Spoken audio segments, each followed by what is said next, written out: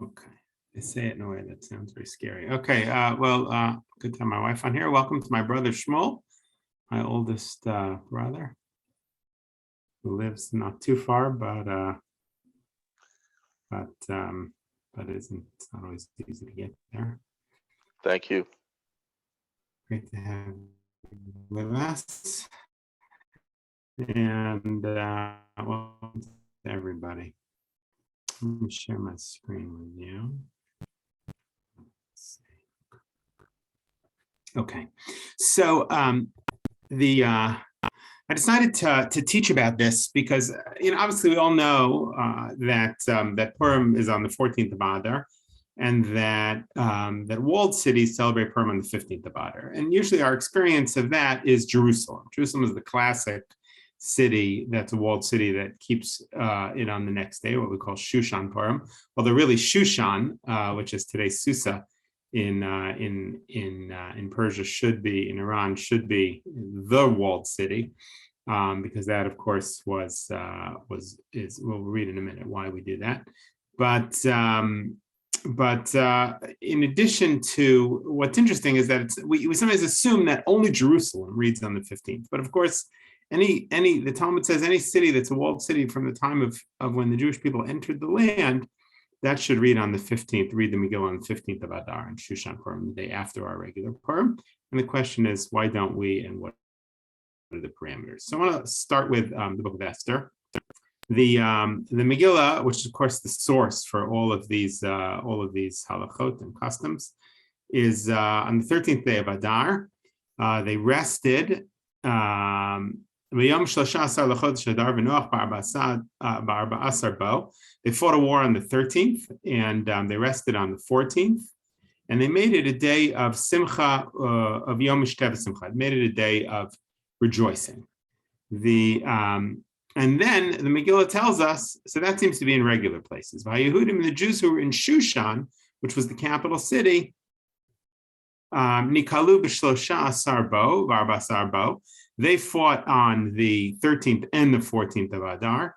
And of course, the 13th is when we fast. V'noach b'chamisha asar bo. But they rested on the 15th day and made it a day of feasting. Right? If you remember in the Megillah, Haman had decreed that on the 14th day of Adar, the Jews would be killed. And the Megillah says that you can't undo the law of Achashverosh. It's the law of the king. And so instead, the Jews were armed. They made a new law. The Jews could be armed and could defend themselves, which is what's interesting is just because Haman died didn't mean that nobody attacked the Jews, right? The Jews actually ended up fighting a war. And this might be surprising to us, at first glance. I mean, why didn't all the people in Shushan say, okay, we don't have to kill the Jews. Haman is dead, and Achashverosh, is made a new decree to arm the Jews. But actually, we know this from recent history, that when Jews actually, went back to Europe after the war, right after the war, many of them actually were killed because the anti-Semitism, even after the war was over, was still alive and well in places like Poland and other places. And Jews were killed because the anti-Semitism of the Holocaust didn't end just because the war ended. Once a culture is ingrained, that's how it is, and that seems to be how it was in Persia. And so the Jews end up fighting a war, and they win, and many people die. The Megillah doesn't record Jews dying in the process, but non-Jews in Persia certainly did.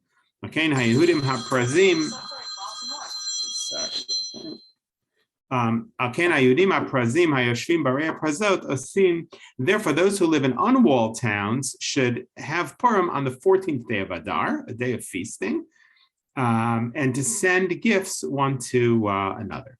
And that's where we get the idea of Shalach Manot. And Mordechai wrote these things down, and he sent Sfarim, he sent letters to all of the Jews in all of the lands of Achashverosh, who were far and near, that they should keep the 14th day of Adar as Purim, and the 15th day every year. So from that verse, it sounds like it's 2 days. Corresponding to the days that the Jews rested from their enemies, and the month that was changed from sadness to joy, and from mourning to a holiday, to make it a day of feasting and sending gifts one to another. So It's not entirely clear from the Megillah, but we do know that the Megillah clarifies that the holiday, the joy, the day that they rested and that they were victorious was different in Shushan. The war went later in Shushan. It's funny, it makes you think about how, right? I mean, why is that? So I don't know, but it's interesting to note that right today, listening to the news, they said that most of the fighting in between Russia and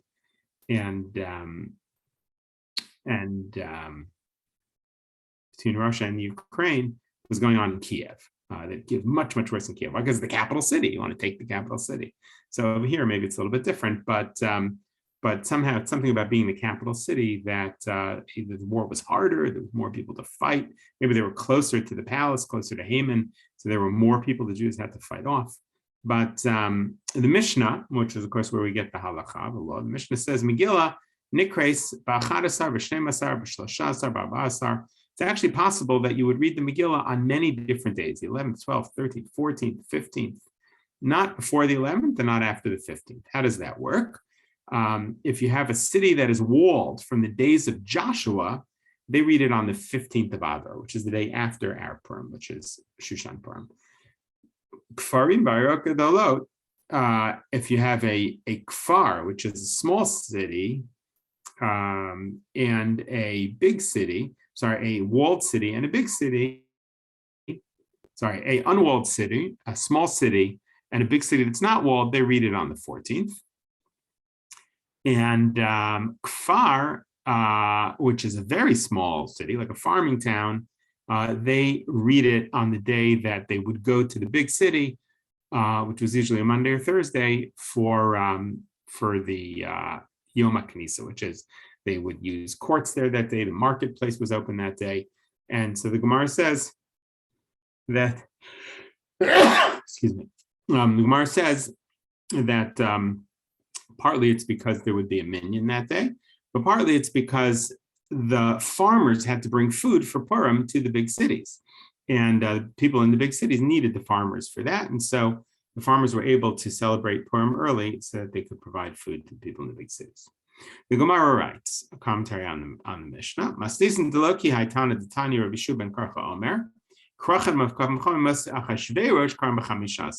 there is an opinion that you don't go by Joshua, and this opinion actually makes more sense. You go by cities that were walled from the days of Achashverosh. In other words, any city that's like Shushan, right, which is a big city, a significant city, a capital city is always going to be walled. Why? For protection. I mean, that's how cities were. Most significant cities were walled in ancient times. So any city that's like Shushan, it's an interesting question, why do that at all? We'll talk a little bit about that. But any city that's like Shushan, i.e. that's an established city from the time that the actual miracle happened in Shushan, which is the days of Achashverosh, according to Rabbi Yeshua ben Karcha, he holds that a city like that would, that you don't have to go all the way back to the days of Joshua, it's 1,000 years in between. You would just go back to the Persian Empire's time when the story happened, and any walled city from then would read the Megillah on the 15th. I'm sure there are places in Asia like that, certainly places in Israel. My time with Rabbi Yeshua ben Karcha, the Gemara says, what's the reason, Rabbi Yeshua ben Karcha, that in a city that's walled from the time of Achashverosh, you read on the 15th, you read on the day after, you have Purim on the day after, Ki Shushan, because those cities are like Shushan. Shushan mukevas chomim mas Achashverosh kama chamishasar. Just as Shushan was walled and it reads on the 15th because that's when the war ended in the capital city of Shushan.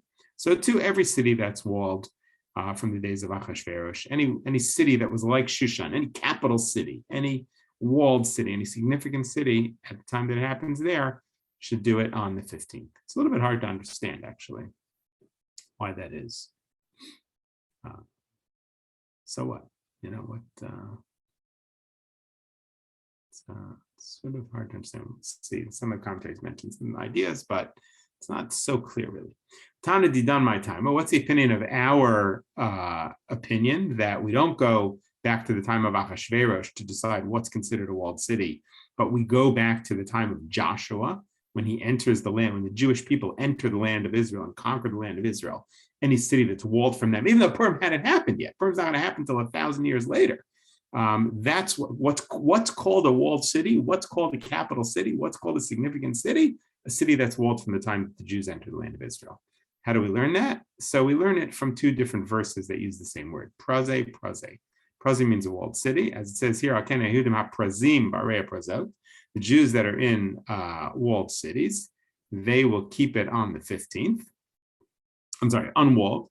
They will keep it, Jews that are in unwalled cities and villages will keep it on the 14th. And it says over there, Levad me'are prazi harbe ma'od. And it says in the book of Devarim, all the cities that were fortified with high walls and gates, besides the unwalled towns, were many when the Jews entered. So it uses the word for unwalled city that's used in the Megillah, uses it also in reference to the Jews entering the land of Israel. So it's not talking about walled cities, it's talking about unwalled cities, but it's actually helping to define what are walled cities.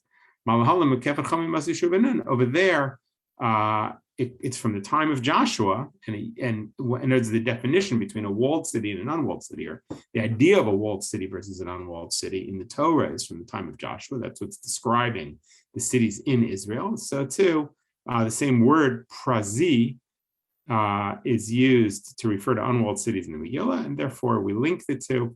And so too, in the Megillah, it must be referring, in other words, when you decide what's called a walled city and what's called an unwalled city, there's a moment when you define when the definition is put onto cities, and that is from the time of Joshua, because that's where the word's mentioned in the Torah. So it's a little bit confusing, a little hard to understand, actually. I mean, why don't you just, if you're really so interested in walled cities, why don't you just say any city that's walled right now? Whenever it's walled, read in it on the 15th. Why do you have to go all the way back to Joshua? And it makes sense. I mean, if we can understand, number one, why being walled makes any difference, makes sense that you would do it from the time of Achashverosh. That's when the story takes place. But we want to put it back onto when the Jewish people entered. We want to use Israel as the definition. That's what some of the commentaries say, that we don't want to define what's a significant city, what's a walled city, what's a capital city based on Persia. We want to define it based on Israel. Now, if you think about it, there's a kind of deeper side to that, which is that there are commentaries that say that the Jewish people, when they were in Persia, in a certain sense, what happens in the time of Purim is a punishment for not going back to Israel. That the Jews, we usually understand that it's between the first temple and the second temple, but many say that it was actually after the Jews had already been told by Cyrus to go back and rebuild the second temple, and many Jews did not. We know that from the book of Ezra, and that in a way, this is suggested by some, that the punishment of Purim is because the Jews did not pay attention; they didn't go back, and so the idea that Shushan is not our measure of a capital city, of a walled city, but Israel is our measure, and we go back to the moment we entered Israel makes a sort of deeper sense, I think, because if you're a Jew in Shushan and you rest from your enemies, what you should immediately be thinking about is, number one, there could be more enemies. Number two, Persia is not really your place. This all feels very familiar to us. And, the Jews have already gone back to Israel and you didn't go. And maybe you need to wake up. And so I think that there's actually, that's part of what's going on. I haven't seen that written, but it fits with some of the commentaries on the Gemara that say you should measure it by Israel. It makes sense to measure it by Israel because that's really, Purim is not just a one moment in which the Jews were threatened, we won, let's eat. It is something that always comes back to visit us, right? Amalek comes back over and over again, and it's a product of exile. On some level, the Jews are much safer when they're in the land of Israel. So there's a real sort of, I think, Zionist side to Purim that we need to also be thinking about, and that really does kind of emerge in the notion of the walled city in Shushan Purim being measured, not like Rabbi Shua ben Karchel, but the other opinion, we measure it not based on what would be more logical, which is the days of Achashverosh, but based on when the Jews entered the land of Israel.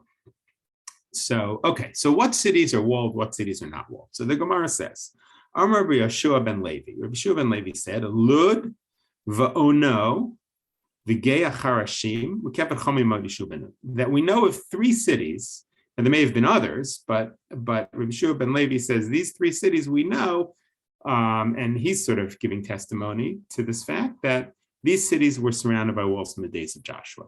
Now, there is a place in Israel today called Kiryat Ono, but I don't think anybody thinks that that's the biblical Ono.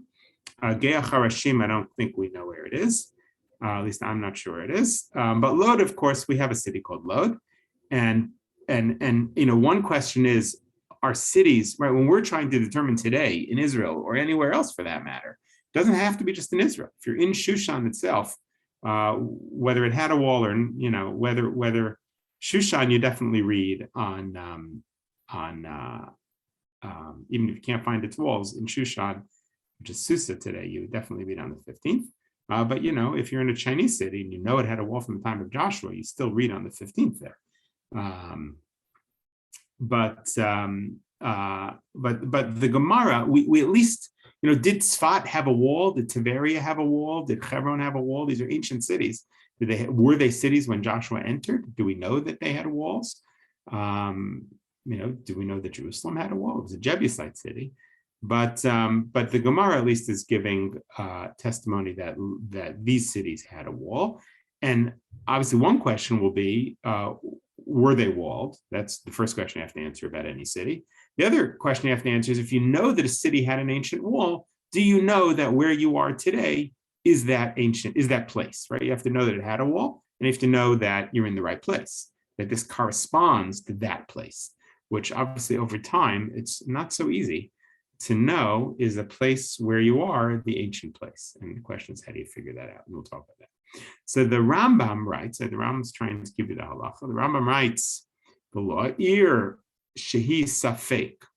What if you have a city, right? If you have a city like Jerusalem, you know that it's walled. You have a city, you know it's not walled from the time of Joshua. That's pretty clear. But what if you're not sure? Ir shehi safek. You have a city that is in doubt. And let's say it has a wall, but you don't know when the wall was built. Was this wall built at the time when Joshua entered the land with the Jewish people, or was it built later? Korin b'shnei hayamim. So the Rambam says the law is that if you have a city you're in doubt about, now you might think that we would say sfeika d'Rabbanan l'kul. We have a general rule in Jewish law that if you're in doubt about a rabbinic law, you are lenient, and if you're in doubt about a biblical law, you are strict. So you might think that you don't have Purim at all if you're not sure if this was walled or not, because I don't know if it's on the 14th, I don't know if it's the 15th. So maybe we say sfeika d'Rabbanan l'kul. We say a doubt about a rabbinic law should be lenient. So number one, it's not so clear that the answer to that is not to have Purim at all. But the other question is, some people suggest that Purim actually is biblical. Why is it biblical? It's not from the 5 books of Moses, but it is in the Bible. There is a book of the Bible which we get it from. And so maybe it's considered D'Oraita, maybe it's considered from the Torah. So the Rambam here says that you keep both days. You keep the 14th and the 15th if you're in doubt about whether the city was walled from the time of Joshua. And you keep the night times of Purim.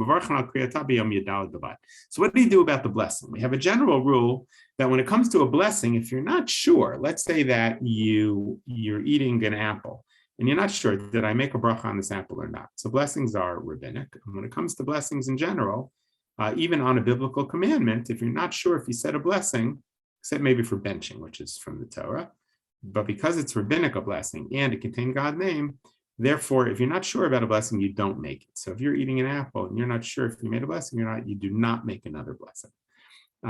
So the Rambam says you make a blessing on the 14th and you read the Megillah, because that is the time of reading the Megillah for the whole world. That's when everybody reads it.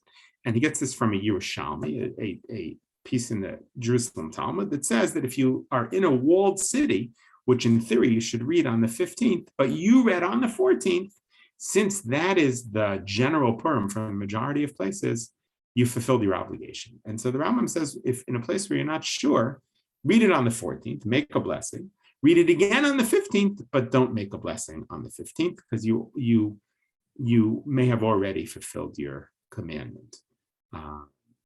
In other words, since you're not going to make a blessing at all if you're in doubt, But on the 14th, we know you're really not in doubt, because even if this is a city which should read on the 15th, if you read on the 14th, you fulfilled your mitzvah, because that's the more general day, Purim, the 14th of Adar. And therefore, that's the day you could make a blessing. But on the 15th, it's really a doubt. So you read the Megillah. Why you read the Megillah is a good question. But you do not make a blessing because you're in doubt. Magi Mishnah is a commentary on the Rambam. It's not here in English, but here is in Hebrew. Irshi Safek. He says a city that we're in doubt about. Rav Asi Kram Gila Behutzal Biyudal V'Tesva. Apparently, there was a city called Hutzal, which is quoted in the Gemara in Megillah, that it was a doubtful place. We weren't sure if it had a wall from the time of Joshua, and Rav Asi read it on both days. Alma Misfekale Chizkiah Kra B'Tiveria. And also the same doubt was had about Tiberias, about Tiberia, and Chizkiah read it on the 14th and the 15th. Because he wasn't sure. And the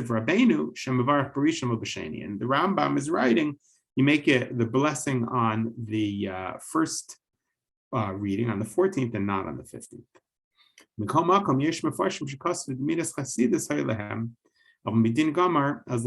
He says, some people say that in the Talmud, in these cities that were doubtfully walled from the time of Joshua, they read it on both days, but they weren't really obligated to read it on both days. If you're not sure, either you shouldn't read it at all, but we don't do that. We need to read it.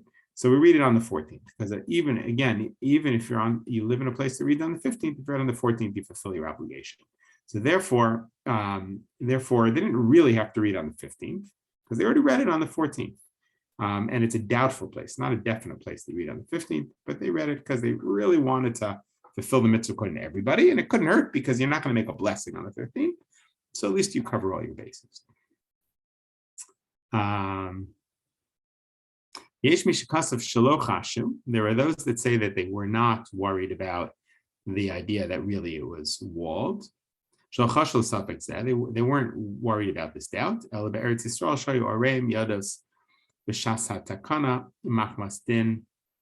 Bayit b'vate erechoma, avu b'chutz aretz meikara kafetin v'shkol shu safek v'kuel b'yadal. Could be that there's a difference between Israel and outside of Israel. That in Israel maybe you have to read both days, but outside of Israel, if you're not sure if you're in a walled city, you just read on the 14th. And there are those who say that some say that they were doing like the Rambam, and that wherever you are, you should do it. If you're in a city that's doubtful, you should do it both days. So you can already see that we're going to have more than one opinion that's floating around. Do you have to do it both days if you're in a city that's doubtful? Do you only do it on the 14th? How much of a doubt might be an important question. Why are you doing it is going to be an important question. You're doing it out of doubt, out of tradition, out of, we'll see. So this is the Shulchan Aruch, Code of Jewish Law, Rabbi Yosef Cairo. He says, cities that are walled from the time of Joshua, even if they're not walled right now, they read on the 15th. The wall's gone, but you know that it had a wall when the Jews entered the land of Israel. You read on the 15th, like the capital city of Persia, like Shushan. Even if they're outside of Israel. Even if they're not considered a truly big city because they don't have 10 people who are studying Torah all day. But this only applies if the city was built in such a way that it had a wall and then people dwelled in the city. But if the city was settled and then they built a wall around it as an afterthought, that's not called a walled city. Okay. The Mishnah Berurah, Mrs. Rabbi Somer Kagan, lived in the late 19th century, early 20th century, very well-known commentary on the Shulchan Aruch. He writes, walled from the time of Joshua. He says, why is that? Zman Mordechai, Bois Hanes, at the time of Mordechai, when the miracle happened, it says that the Jews in every place fought on the 13th. We saw that in Megillah. And they rested on the 14th. And they made it a day of happiness. And then in Shushan, they fought on the 13th and 14th, or maybe just on the 14th. And they didn't rest until the 15th, and that's when they had Purim in Shushan, the capital city. Since when Purim was established, the year that Purim happened, there were 2 separate days, right? So that gives us a little bit more of an explanation. So why have 2 days of Purim? Because the original Purim was 2 days. And how was it divided up? The answer is Shushan and everywhere else. So what's special about Shushan? You could have said every capital city has to have Purim on the 15th, and every non-capital city has to have Purim on the 14th. That would have been logical. But a walled city sort of was a capital city. Being walled made it an established city. And so we want our Purim to be structured like the original miracle. Therefore, when Mordechai and Esther fixed Purim as a holiday, for generations, they kept this distinction, the original distinction, so that it corresponded to the actual time when the Jews rested. They felt that it should be based on whether it was walled, like Shushan, because that's what makes a city like another city. Apparently a walled city has more in common with another walled city than with a non-walled city. It's a little hard for us to understand, but we can understand how a wall really made something a city, a significant city. On the 15th,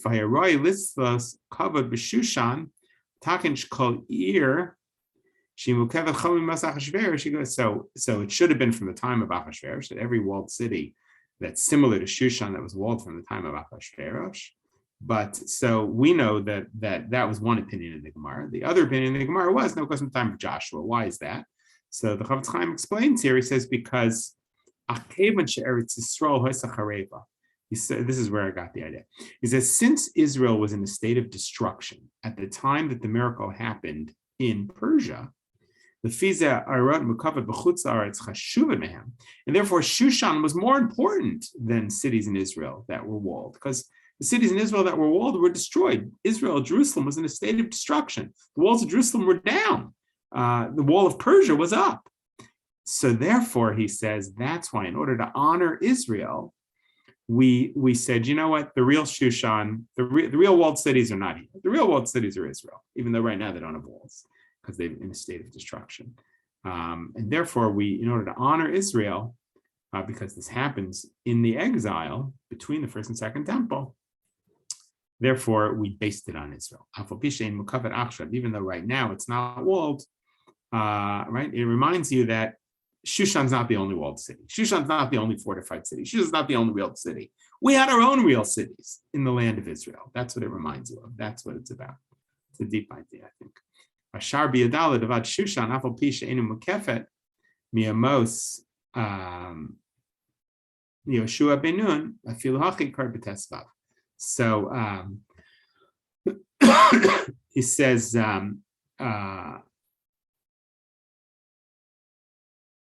everywhere else that was not walled from the time of Joshua reads on the. Now, what about Shushan itself, by the way? Right, the problem is Shushan was not walled from the time of Joshua. If you hold of the opinion in the Talmud that you go by when Achashverosh, when the story happens, then Shushan was walled then. But maybe Shushan was not walled at the time of Joshua, right? Because Joshua comes into the land of Israel 1,000 years before Shushan in the story of Purim. So the answer is because the miracle happened in Shushan, you can't read in Shushan on the 14th. Even though Shushan might not qualify as a real walled city in our Purim definition of walled cities, that's what's so ironic. Right? It's called Shushan Purim, but you can't not read in Shushan on the 15th. So if you're in Susa, I only know one person who ever went to Susa, and maybe my brother knows this. That is our Uncle Ray. My father's uncle. I remember him coming back from Iran in maybe the early 70s. And he said, I went to Shushan, I went to Susa, and who's buried there? Mordechai and Esther. And he went to the graves of Mordechai and Esther because people in Iran have kept those as holy places. And they're still buried there, Mordechai. And they're in Hamdan, Iran, actually, which was a Jewish city, I think, until more recently. But I don't know how far Hamdan is from Susa. But if you're in Susa, then even though it was not walled from the time of Joshua, of course you would read it on the 15th. That's what the Mishnah Berurah says. So you can see in the Mishnah Berurah's words the sense that it's not just about walled, unwalled. It's about putting yourself in the shoes of the Jews in Shushan, winning the war and thinking, oh, Persia's the place. Persia's where there's a walled city. Persia is a strong city. But really, it shifts the focus to Israel. So how far does this go? In other words, let's say you have a walled city. Let's say like Jerusalem today, right? Jerusalem, the old city is walled. Do you only read in the old city on the 15th? What if you live in Katamon or you live in, Talpiot? Those are parts of Jerusalem in a sense, but they're not within the wall. How are they parts of Jerusalem? Well, they're called Jerusalem. So what about places further away, like Ramot or Ein Kerem? I don't know. So those have different names. They're not called Jerusalem. Does it go by where you send a letter to, what you write on the envelope? Does it go by where you pay taxes to? Does it go by how close or how far it is that you could see the old city? So we'll see in a minute. But the Shulchan Aruch says, here's how we define it. A kfar, part of a city, hanir mimahem, that is part of the walled city, it's near the walled city. Even if it's not right next to it, bahar, but you can see it, like it's on a mountain, or it's close by. And you can't see it. No, so he says two criteria. One is you can see the walled city, and it's part of the city, or it's near it, even though you can't see the walls. Like because it's in a valley, that's why you can't see it, but it's very close. How close? He says yoter mimil, a meal, a Persian mile, which is a meal is the time it takes to walk. It takes we assume in Jewish law that it takes between 18 and 24 minutes to walk a meal. So that's the truth is that's probably around the size of our miles. So if it's further away than that, if you can see it where the walls were, according to the Shulchan Aruch, then it's part of the city. But if you can't see it and it's more than a meal away, then you would not read on the 15th, you'd read on the 14th. It was Shushan, and then he says the law about Shushan. Okay, then the Shulchan Aruch continues. If you have a big city or you have a city that's not walled from the time of Joshua, it reads on the 14th. A big city where we're not sure, it's in doubt, if it was walled from the time of Joshua or not, what does it do? So remember, the Rambam said to read it on the 14th and the 15th. Shulchan Aruch says that also. He says read it on the 14th and the 15th. Below Yivarech, and you don't make a bracha except you only make a bracha on the 14th. Same as the Rambam. The Mishnah Berurah comments on this. A place that we're not sure if it was walled, it's a safek, it's in doubt. It says V'Tiberia, Tiberias, the Mishnah Berurah thought that Tiberia is enough of a doubt that you should read on the 14th and the 15th. Just Savekim Hayam Chashuv Gechoma. Problem in Tiberias is the Mishnah Berurah is assuming it had a wall on three sides, but it also is on a lake, the lake of the Sea of Galilee. It's on a sea, and so is that fourth wall of a lake considered like a wall or not? By the way, this comes up in the laws of Eruv. If you have three walls around a city and the fourth wall is a beach, usually we don't count the beach as a wall, but it's according to one opinion, if you had three walls around a city, even though the fourth it just only works for the fourth wall, it doesn't work for anything else, you could include that, which is similar to this. So he says, what about me? He says, I live in Rodin in Eastern Europe. Maybe you live in Prague, I don't know if that's walled, but it might be. There's certainly walled cities in Europe. Do we have to worry that they were walled from the time of Joshua? He says, no, we don't have to, because they're north and they're far away from Israel. And we know that nobody lived in them at the time that the Jews entered the land of Israel, certainly not people who built walls. You read on the 14th and the 15th, if you're not sure. And he adds that it's a little bit unclear from the Shulchan Aruch. Shulchan Aruch says you read the Megillah, but what about Matanot Le'Avionim? My daughter asked me this, and Mishloach Mano. What about giving food to each other and giving charity to the poor? So he says that applies on both the days. This is going to be a big argument. That's what he says. V'lo yivarech, you don't make a bracha, and we discussed that already. Okay. This is so one of the big questions here, which makes it kind of interesting, is now you know the background. So to what extent should archaeology affect halacha? And that's going to be a very important question with regard to this. Because let's say that you're digging in Israel, Lod or Tzfat or wherever it is, and you find ancient walls. and so now, number one, you have to know how old are those walls. Let's say you carbon date them and you realize they were standing at the time of Joshua. And now the question is, is your modern city part of that? Is it close enough to that? And if we find walls, ancient walls under the ground, is that enough halachically to tell us, okay, we're going to have Purim on the 15th instead of on the 14th? Whereas, let's say in the city, maybe they've been reading it on the 14th for 500 years. Let's say it's Tzfat, they've been reading it on the 14th, 500 years. Now you find walls underneath the ground because our archaeology is better. Do we switch it or not? So this became a big question, especially with regard to cities like Lod, and also to some extent Hebron and several other cities. This is a tshuva that was written at the question of the chief rabbi of Lod, Rabbi Ortner. Rabbi Ortner was the chief rabbi of Lod, and this is a question from 1987. And I guess that's when they had been doing archaeology in Lod. And he writes this to Rabbi Obadiah Yosef, the chief Sephardic rabbi. So Rabbi Obadiah Yosef writes, I got this question from the rabbi of Lod. When should we read the Megillah in Lod? Should we read it on the 14th or should we read it on the 15th? So he quotes the Gemara that Lod is one of the cities, the Gemara says, that we know was surrounded by a wall from the time of Joshua. He says, until now, we have only had the custom of reading on the 15th in Jerusalem. Every other city reads on the 14th. But now we found all these walls under the ground of Lod. So does that make a difference?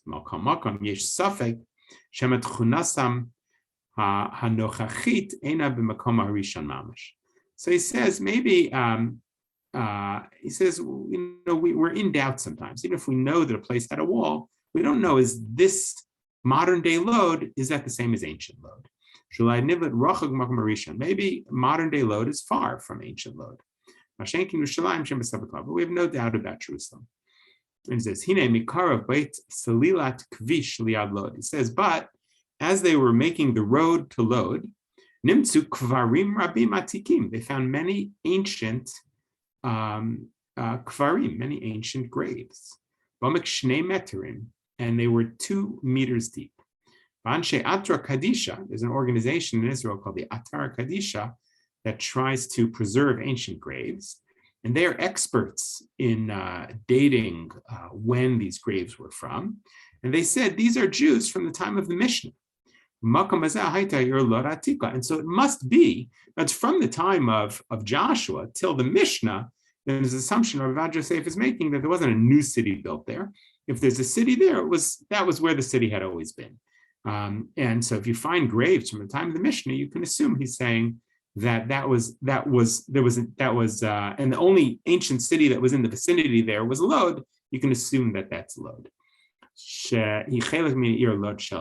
And we know that actually that's where Lod is today. And so that links it up, right? You have the Talmud saying Lod is walled from the time of Joshua.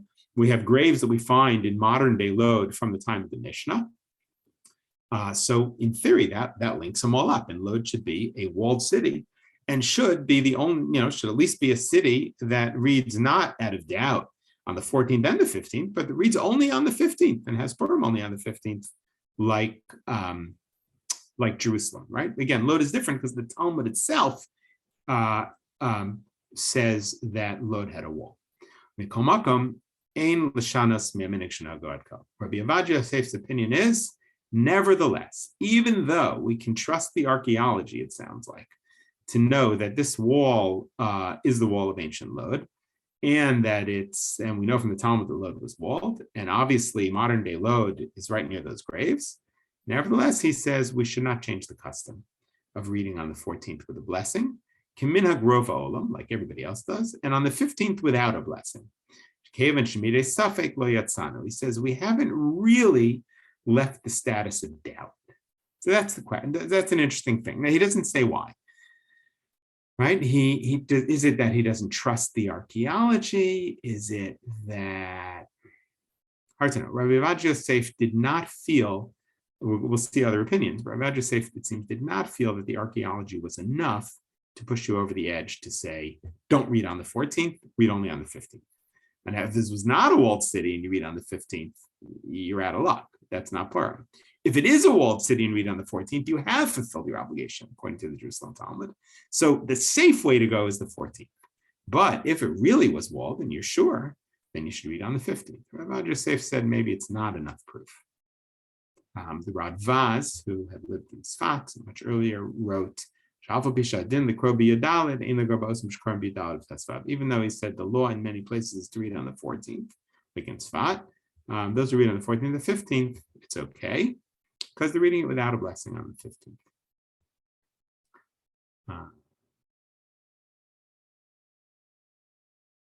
Okay.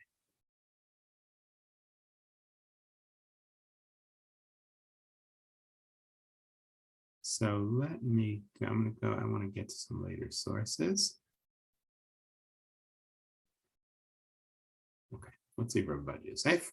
I want to look at now, this was the responsa that Rav Yosef wrote back to Rabbi Ortner in 1987.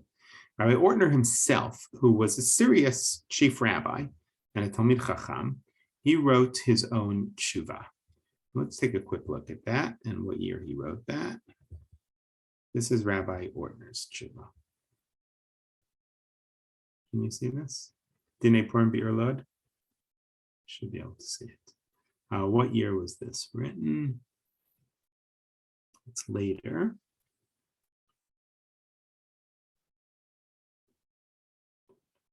So he quotes something that was already printed in 1999. So this is already written very recent, right? We're talking about within, I think, the last 10 years. Let me get that date on it. But I think this was much more recent. I'm guessing it was probably after Rabbi Yosef passed away, because he probably wouldn't have wanted to do it if Rabbi Yosef was alive. So what does Rabbi Ortner say? He says a few things. I read through the tshuva and I took some notes that, so we won't have to read the tshuva. He says, number one, Lod used to do it on the 14th, but he says, now we know that ancient Lod and modern Lod are the same place. They had a wall that goes back to the time of Joshua, as the Gemara says. So what should we do? Poskim did not want to say that we change the custom and have Lod only celebrate on the 15th, right? Who is that? Who are the poskim, the deciders of Jewish law that don't want to change it and have it only on the 15th? And that's to really say it's a walled city by Joshua. Rabbi Yosef. We just saw that. And then he quotes Rav Elyashiv. Rav Elyashiv was a great rabbi in Jerusalem. He says, even if we are sure it's the right Lod, and it's still and it had walls since the time of Joshua, and they're still there, and we dig them up. The custom has been to have 2 days of Purim until now, and so we should keep that. Even though we know 100% from archaeology that this was a walled city from the time of Joshua. Why should we keep that? Out of custom. Siding in a sense with Rav Yosef. And Rav Yosef, actually, this is a little bit different. Rav Yosef felt he's not convinced by the archaeology. Rav Elyashiv said, we may be convinced by the archaeology, but once you have a custom, you should keep it. In the end, there's a difference between Lod and others. So this is Rabbi Ortner. Rabbi Ortner then writes, he says, there's a difference between Lod and other cities. Let's say Tzfat, which had ancient walls. It says, because even though Tzfat had ancient walls that we may have dug up, we don't know how old those walls are, number one. We don't know if they go back to the time of Joshua. Number two, we might not know if modern day Tzfat is the same place as, well, let's say that under a certain city, under Tzfat, let's say, you find ancient walls. Okay, so you know this is the place of the ancient walls. But how old are those walls? We don't know that those walls go back to the time of Joshua because we don't have documents from the time of Joshua. Now, we do know that certain cities existed. Let's say we know for sure that that the city of Ai and the city of Jericho is a great example. Did Jericho have a city at the time of Joshua? It sure did, because we have a story of Joshua knocking down the walls of Jericho. So we know that it was walled from the time of Joshua. The problem is we don't know if modern day Jericho is ancient Jericho. And that actually isn't as hard to figure out because we know that that's where the Jews crossed over. It might be a little bit easier to figure out, although the Jewish section of Actually, I think you can see from Mitzpeh Yericho. I think you can see the ancient city of Jericho. But I think Lod is more pressing because the Talmud says that. Well, it's funny. We know that Yericho had a wall. It's funny. People don't seem to bring up Yericho in these tshuvot, which is interesting. You would think that they would bring up Jericho because we know. I guess the question is the ancient what we consider Jericho is that ancient Jericho? That'd be the question. So he says, because the Gemara singles out Lod as a city whose walls go back to Joshua. So now we know that these are the walls, and it's the same location. And we know from the Gemara, we know from the archaeology that the walls were here, and we know that there wasn't any other city around. And we know that once we've established this is Lod, we know it goes back to the time of Joshua from the Gemara. So he says this should be different than every other city that keeps it out of custom. There are many cities in Israel that are a safek. We're in doubt whether they had a wall or not. So for instance, Hebron, in which they keep it 2 days. They read it on the 14th and on the 15th. But he says there should be a nafkamina. There should be a practical outcome of the fact that Lod has the archaeology and it has the Talmudic statement. And here's what he says the differences should be. He says, number one, al hanisim. If you forgot al hanisim in your benching on the 15th, so if you're in Tzfat or Hebron where they keep it out of doubt, so would you go back and do the benching again? He says, no, you should not go back. But in Lod, because we're sure that it was walled from the time of Joshua, we're sure that it should read on the 15th, and it should only read on the 15th. Why do we read on the 14th? Well, according to Rav Elyashiv, we do it because that was always the custom. In other words, in many other places, we're not sure. And so they read on the 14th out of the law, because we know that if you're in a walled city and you read on the 14th, you fulfill your obligation. And you read on the 15th out of doubt. But he says Lod is different. Lod would read on the 15th out of law and on the 14th out of custom. So that changes halakha. If you read on the 14th out of law and the 15th out of doubt, that's a very different situation than if you read on the 15th out of law and the 14th out of custom. So number one, al hanisim should make a difference. If you're living in Lod and you forgot al hanisim on the 15th, you need to go back. He says, and he was the chief rabbi of Lod. He says, but if you live in Tzfat or Hebron or Tiberia, even though you might read on the 14th and the 15th, if you forgot al hanisim on the 15th, you would not go back because you're in doubt. He says a blessing on the Megillah. So when you make the bracha on the 14th, he says, in a regular city, you don't have to have in mind that you're covering the 15th, because the 15th doesn't need a blessing, because you're really reading on the 14th. It's just that we read it out of doubt on the 15th. He says, but in Lod, you have to have in mind that it's going on the 15th, because the 15th is the real day in Lod. Then he says, number three, matanas lavionim and shalach manos. There are many hold that in a regular city where you're just in doubt, like Hebron and other cities, you don't have to give matanot levionim, money to the poor, on the 15th, because we have a general rule that if you're in doubt about money, you are lenient because you're taking money away from somebody. We say hamotzi mechaver olav haraya, that where money is where it should be until you know otherwise. You have to have the burden of proof is on the taker, and so we can't obligate people to give money out of doubt. Obviously, if somebody needs stuff, you should give it. But we're talking about a separate mitzvah, just giving money on that day.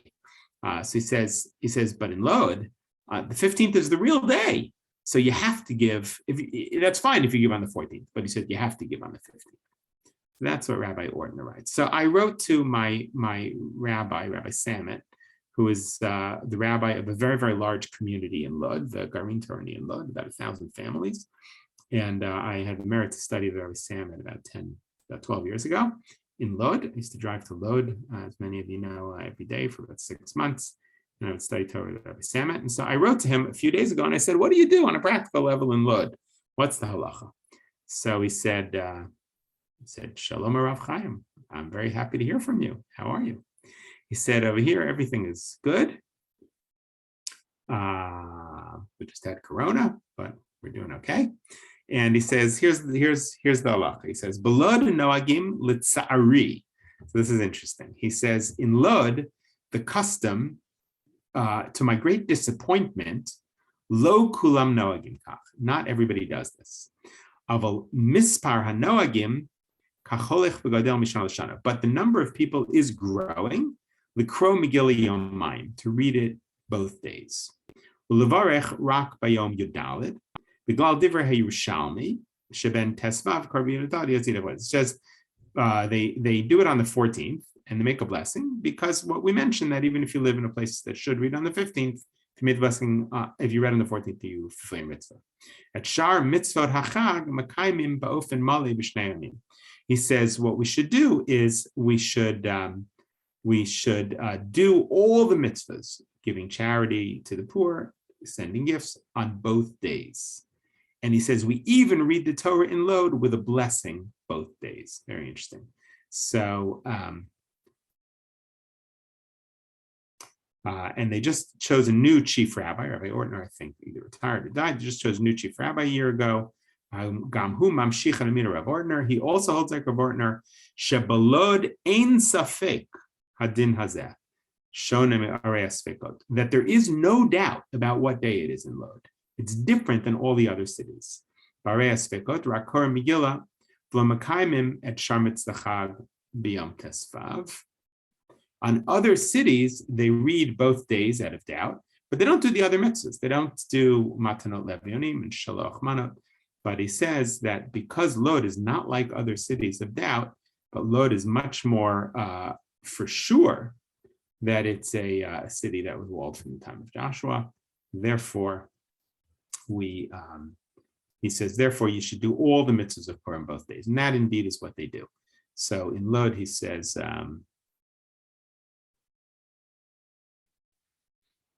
you read both days, you make the bracha on the 14th, but all the other mitzvahs you do both days, which is different than every other city. In other cities that are in doubt, you don't do all the other mitzvahs, as we mentioned, especially matanot levionim. You don't do both days, and they have a suda. If you do matanot, if you do mishloach manot, it means you have a suda also. If they have a party, you'd have to get drunk both days in Lod. You don't have to get drunk both days in Tzfat or in Jerusalem. You just do it on the 15th. But Lod would be the one exception that you would do it both days, right? And what would it be? It would be on the 15th out of obligation, on the 14th out of custom. Whereas in other cities, it would be on the 14th out of law, on the 15th out of doubt.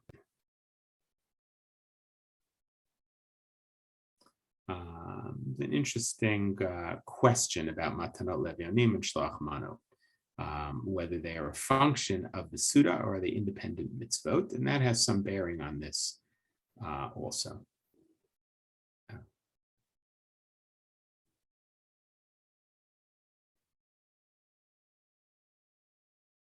So I always read the Peninei Halacha for the bottom line, and he says that you read on the 14th and on the 15th, and quotes a lot of the sources. He says there's uncertainty about when to celebrate Purim in the following cities: Tiberias, Hebron, Shechem, Jaffa. He includes Lod. He does not, I guess, hold like Rabbi Ortner. The Rishonim disagree how residents of these cities of uncertain status should conduct themselves on Purim. All agree the Megillah should be read on the 14th of Adar with a bracha in these cities, since even the residents of Jerusalem feel their obligation on the 14th. Therefore, places of uncertain status should be read on the 14th. But what do they do in the 15th? Some maintain all residents of uncertain places celebrate Purim exclusively on the 14th with no obligation on the 15th at all. And that people want to be pious read on the 15th. Others say that no, you should read it on both days. And poskim debate the matter of other mitzvot, like gifts to the poor and the meal. Some maintain the residents of uncertain cities observe these mitzvot only on the first day, which is permanent for most of the world. Others maintain they have to perform these mitzvot on the second day also. People who live in adjacent cities of uncertain status observe Purim exclusively on the 14th. In practice, most uncertain places today rely on the lenience peninsula exclusively only on the 14th. In places where the likelihood that it was a truly walled city is greater, he says, like in Tiberias and Hebron, which is funny. He obviously did not hold the whole Lod thing. So many people customarily leave on the 15th as well. But he does not seem to. It's interesting that I should ask Rabbi Melamed why he doesn't think Lod fits with I would think that he would say that Lod, he hasn't mentioned anything about Lod. He seems to say Tiberias and Hebron, which it's true, more than many other cities. We assume that they did have a wall, but it's interesting. He's not single out Lod, and he seems to even think that Lod is less of a walled city, perhaps, than Tiberias and Hebron. So it's interesting. I'll see. I'll try and that's what Samadar asked. Actually, I know somebody recently called me about the Penine Halacha because there was a little bit of kerfuffle around something that he wrote, and so they had called me to write an approbation. Not that I have to write an approbation for him, but looking for rabbis just to support him. So I wrote something because I had met the head of Har Bracha, the municipal head of Har Bracha, which is where Rabbi Muhammad's yeshiva is, came to Kesher one day, and he heard me quote the Penine Halacha, and he sent us a whole pile of books, and then he stayed in touch a little bit. So I'll ask him, I'll ask him what he thinks, why the Penine Halacha does not single out Lod at all, when it seems like out of all the cities other than Jerusalem, the one that we would be most inclined to think was walled is Lod. But so in the end, it sounds like, according on practical level, many cities read on the 14th that if we're in doubt that maybe they were ancient cities that were walled, ones that are more likely walled, like the four holy cities in Jerusalem, which are Jerusalem, Tiberias, Hebron, and Sfat. Those, it sounds like some people are inclined to read also on the 15th, and also do the other mitzvahs on the 15th. But again, Lod may even be more so. Okay, any questions before we wrap up? This is your brother. Yeah. Hey. I have a question, sort of tangential to what you said. The Gemara that you cited mentions that in addition to the city itself, if you have line of sight, or even if you don't have line of sight, but provided that it's a meal. And yet, Yerushalayim, there are a lot of neighborhoods like Beit Vagan and certainly Mebaseret that are a lot more than a meal, and yet they hold the and you can't see method. Yeah, and you can't see the LT. So some poskim suggest that where you pay taxes is the definition of a city today. So the question is, what's your area? There is some question about, I'm not sure why, but Har Nof. That seems definitely part of Jerusalem. It's more than remote. A meal for sure. Yeah, people seem to have doubts about remote, that it's too remote, I guess. That it's too, maybe it's its own city. Is that possible? That maybe, I don't think so. I think remote's part of Jerusalem. But yeah, that's one thing that is suggested, is that it, because you're right. I mean, if you live outside of the walls, even though you can't see the walls, but that's a suggestion. The Gemara doesn't talk about taxes. It only talks about a meal.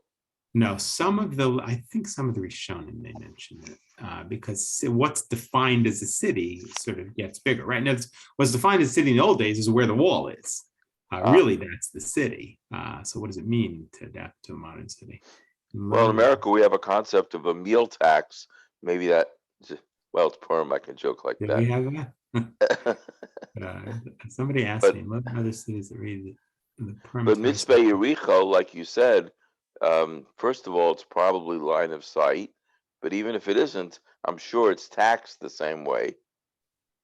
Yericho and Mitzvah Yericho, you mean, are they part of the same city? They probably have a similar tax, probably the same tax jurisdiction, I would imagine.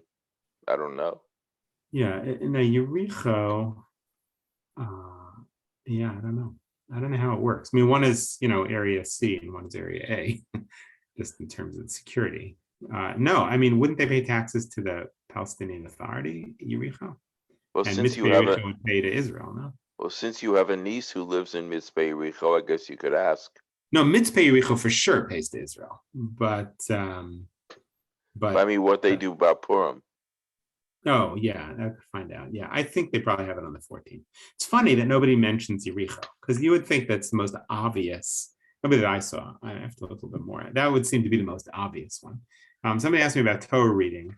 So generally, I think in other cities they're in doubt, they read the regular Torah reading on the 15th. But you can see that many people in Lod read just the Purim one on the 15th. And of course, in Jerusalem also they read the Purim one. Yeah, it's, but that was one thing. I think it's opinion Alecho mentions taxes. And what the history is of that is halachically when it switches from the Gemara's idea of a meal to tax. I have to look at it. I'm not sure.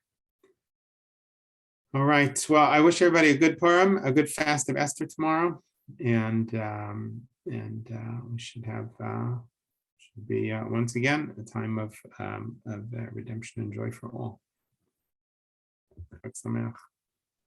Thank you.